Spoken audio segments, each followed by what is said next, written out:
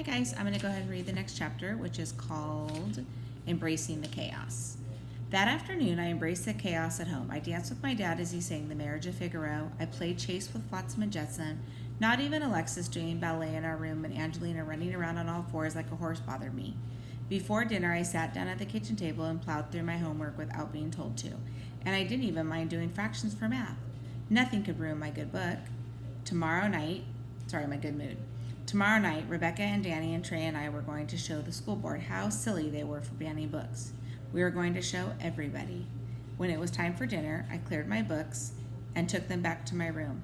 As I passed Angelina's room, I had to stop and shake my head and wonder. Angelina had turned her bedroom into another stable, but this one was crazy. There was shredded white recycled paper, pretend hay, everywhere. On her bookshelves, sticking out of her dresser drawers, in her bed, more than I had ever seen before. She was going to howl when Mom and Dad made her clean it up, but the tantrum she was going to throw later didn't even make me want to run away. I didn't want to be anywhere else tomorrow night. But it did remind me there was one small detail in our big plan for the school board meeting I hadn't covered yet. I need a ride to the school board meeting tomorrow night, I said at dinner. My parents looked across the table at each other, talking to each other without talking again. Are you sure that's a good idea, Amy Ann? Mom said. I slumped in my chair. That's what they always said when they disagreed with me, like I would change my mind if I just thought about it more. But I thought about it plenty, and I said so. You said you wanted me to stand up for myself more, I told them, but that I had to do it the right way. Well, the right way is to go to the school board meeting and tell them that banning books is wrong. Mom and Dad looked at each other again. I could see them discussing it. You said yourself you didn't agree with the book banning, I said. If nobody goes there and says anything about it, they'll just keep doing it. Dad sighed. Tomorrow night is awfully busy, he said. Alexis has ballet, Angelina has book club. Alexis always has ballet, and Angelina can't even read. They can miss one night. My sisters erupted. I can't miss a single practice, Alexis protested. Mrs. DuPont said missing just one class. I can read Chicka Chicka Boom Boom, Angelina said, and she launched into reciting it to prove her point. Enough, Dad told them. You're both excused. Alexis started to argue again, but Dad assured her we could figure everything out and sent her away. She stomped off to our room to use my bedpost as a ballet bar, and Angelina wandered off singing the Chicka Chicka Boom Boom song. Mom leaned down and rubbed her forehead. I suppose we asked for this, she said. There are going to be television cameras there tomorrow night, Amy Ann, Dad said. Are you sure you want to do this? I knew what he meant. I hadn't gone up to the podium the last time he'd taken me, when there was almost nobody there. There were going to be lots more people there tomorrow night, and lots more watching at home on TV. A little monster started gnawing at the inside of my stomach, making me cringe. But I wasn't going to be a good girl and stay quiet. Not this time.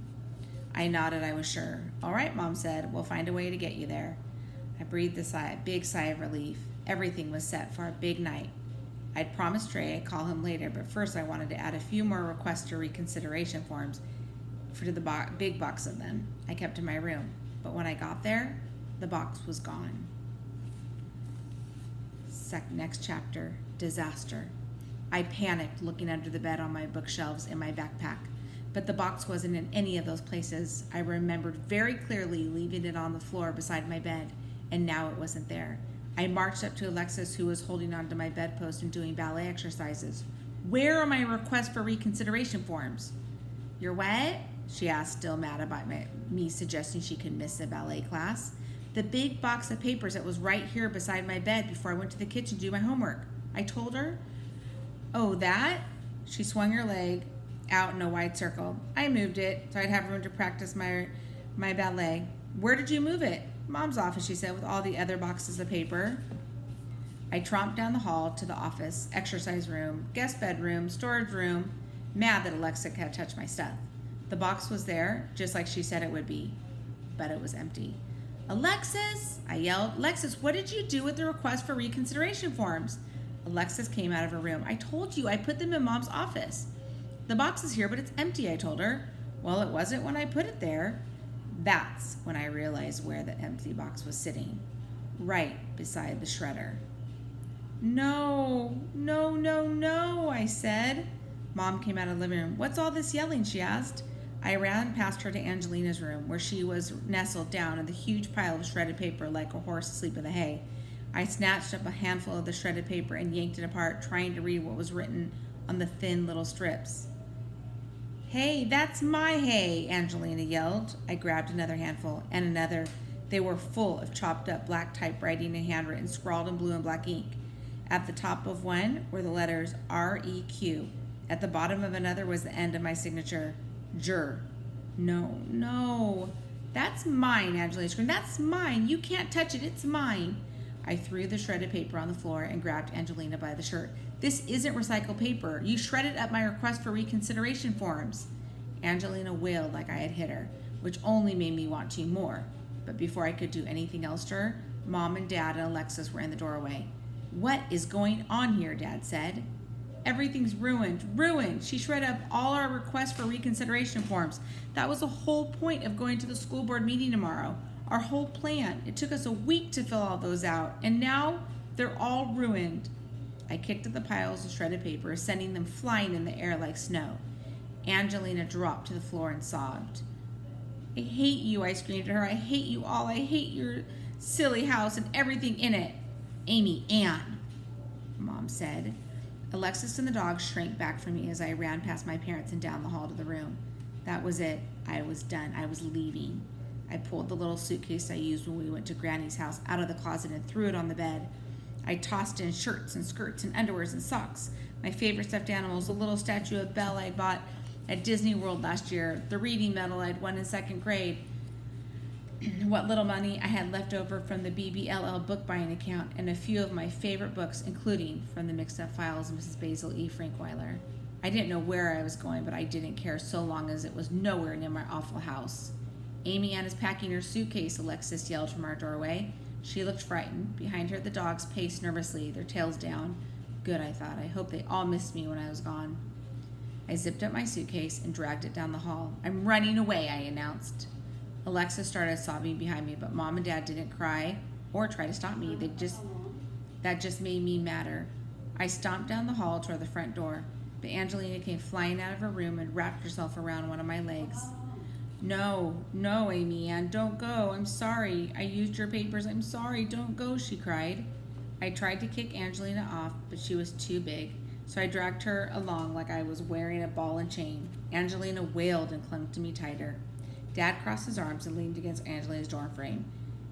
"Don't you think you're overreacting just a little bit, Amy Ann?"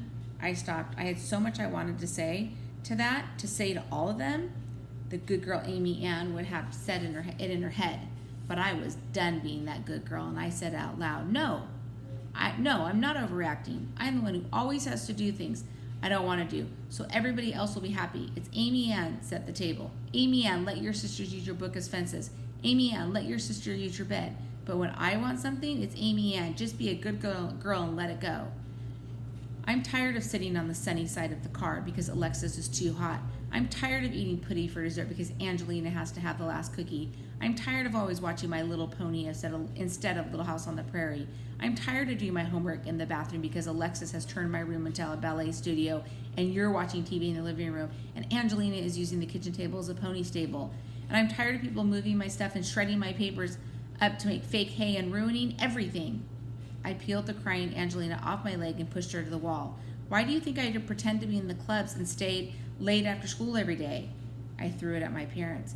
Because I hate this house and everybody in it.